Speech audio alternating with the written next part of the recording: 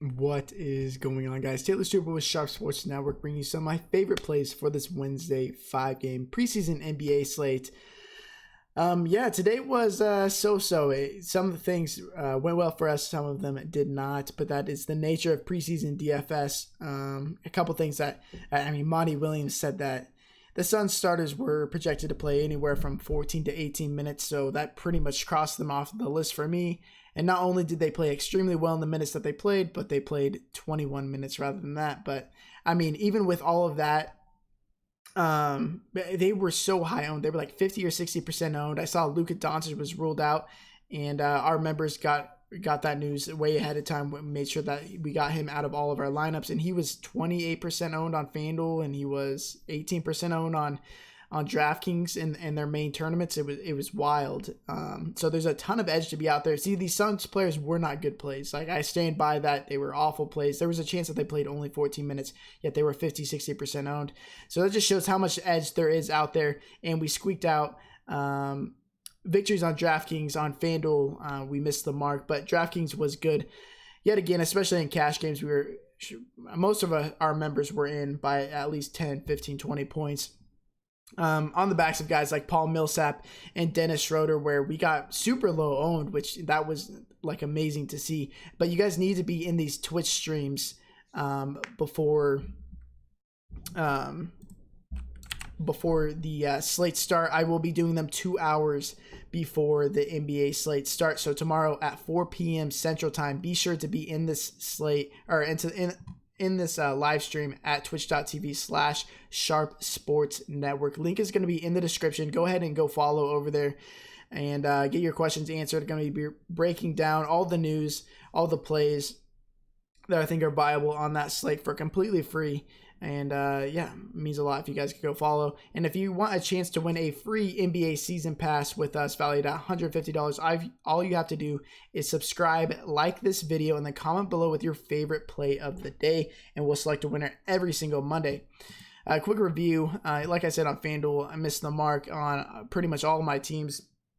Was really high on Jeff Teague. I think he was a decent play, but he was minimum price. They messed up the pricing.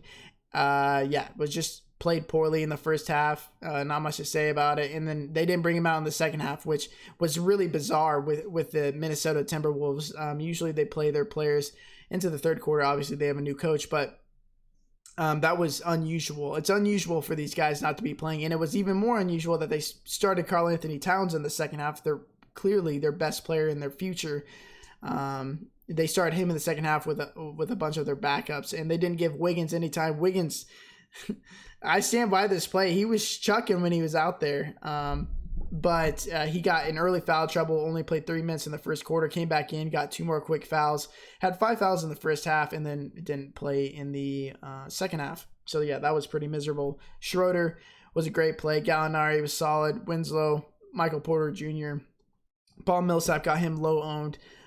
Was happy about that, but once I saw the ownership on the Phoenix Suns players, I started counting my money, because if they ended up playing 14, 16 minutes, then and didn't play so well in those minutes, we would have absolutely ate today. Over on DraftKings was a lot better, just because pretty much on the back of Schroeder and Plumlee, Karl Anthony Towns 85% owned.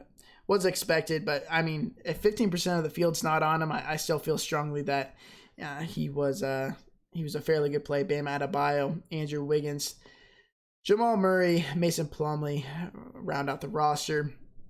One cash games are easy today. Cashed half my GBP, so a profitable day on DraftKings yet again. Just so much. We ran cold today, and we still cashed pretty easily on DraftKings. So a lot of edge to be had, and actually today gave me a lot more hope for how much edge there is on these preseason slates. But let's just jump into it real quick. So we got a couple of teams playing on back-to-backs, which we're going to have to monitor pretty heavily, like Miami. They just played yesterday. I expect some of those players to sit or be limited, so going to be looking away from them. But Dallas is also on a back-to-back, but they sat Doncic and Porzingis. So I'm going to look to go back to them. Doncic, unfortunately, they rose his price because he was just above 7K today, but I think they knew how much I think they knew that they mispriced him. They brought his price up to 8.3K. But coming off rest, and last year we saw that Doncic played at least 25 minutes in all of their preseason games, and I think they saved him for today for Porzingis to be playing. So I think he plays 25 plus minutes today. He's a near lock on both sides. He's 8.3K over here, and he's 8.9K over on FanDuel. I think, yeah, like I said, he's a near lock for me, averaging over about 1.4 fantasy points per minute. And then the real guy I want to talk about today is Giannis Antetokounmpo. I think people are going to. I'm curious to see what his ownership is. You should be playing him today. He's only 8.5K. He's 11.5K on FanDuel, where that's very, very expensive, and it's a bit harder to get there just because there's not as much value as there has been in previous days. But I'm sure as the news breaks, there's going to be more viable cheap players, which you're going to want to make the live stream if you want my updated thoughts on those. But last year, the Bucks played their starters quite a bit, even guys like Giannis Antetokounmpo. The second playoff game last year, which is their second playoff game this year, Giannis played 27 minutes, Middleton 27, Bledsoe 25. I love all those guys. Now they're without Mirotic and Brogdon. We look at the usage rates with Brogdon off the court. See, Roto Grinder's court IQ thing's kind of messed up because Mirotic no longer on the in the NBA, so they kind of took him out. So it was kind of hard to do that, but at least with Malcolm Brogdon off the court, Middleton, 26.9% usage rating, averaging 1.15 fantasy points per minute. He's decently priced, but Eric Bledsoe, 25.3% usage rating, 1.22 fantasy points per minute. That's a plus 0.1 fantasy point per minute raise with Brogdon off the court, just because he's simply going to be handling the ball a lot more. And I expect him to play 27 minutes, and his price is just so enticing on both sides. He's only 5.5K on DraftKings. Don't know how you don't play him. I know it is a tougher matchup against Utah, but I'm not really looking at that. I'm looking at the minutes in the production. The matchup really doesn't bother me all that much. And then over here on FanDuel, he is 5.9K. Yeah, I like him quite a bit. But back to the point with Giannis Antetokounmpo, just by far the highest floor and the highest ceiling on the slate. And if he plays 27 minutes like he was in last year's preseason games, you just need to play him if you want a chance at cashing. Averaging 1.69 fantasy points per minute with a 33.3% usage rating. The Utah Jazz just don't really have anybody to check him. It's between Bogdanovich and Ingles. That's their job, is to stop him. And I don't think they have any chance at doing that. We look last year. Oh, I thought I had it up. We'll look at it right now. Giannis Antetokounmpo in the two games against them last year, even with Rudy Gobert protecting the rim, averaging 36.5 real points, 12 rebounds, 5 boards, 3 stocks a game, in 33.5 minutes of playing time. So if he's playing 27 minutes, I could see him getting some similar numbers to that.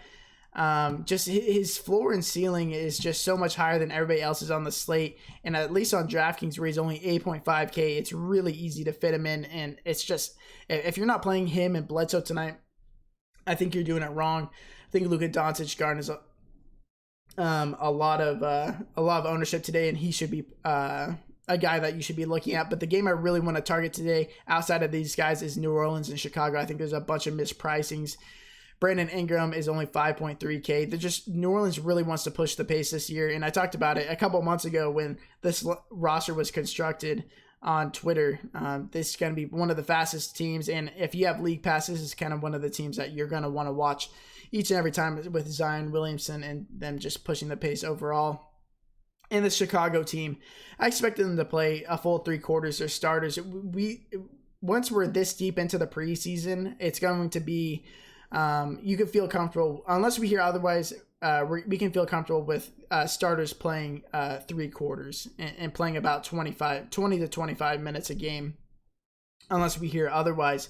So he's really cheap, Brandon Ingram. And then on the other side, Chris Dunn, he's getting the first shot at the starting point guard position over Satoransky. Unless Satoransky could get the start this game, whoever gets to start, I would prefer And I think they play 22 to 24 minutes, and they're 5K for Satoransky, and Chris Dunn is 4.8K. It's just way too cheap. They're pretty active when they're out there.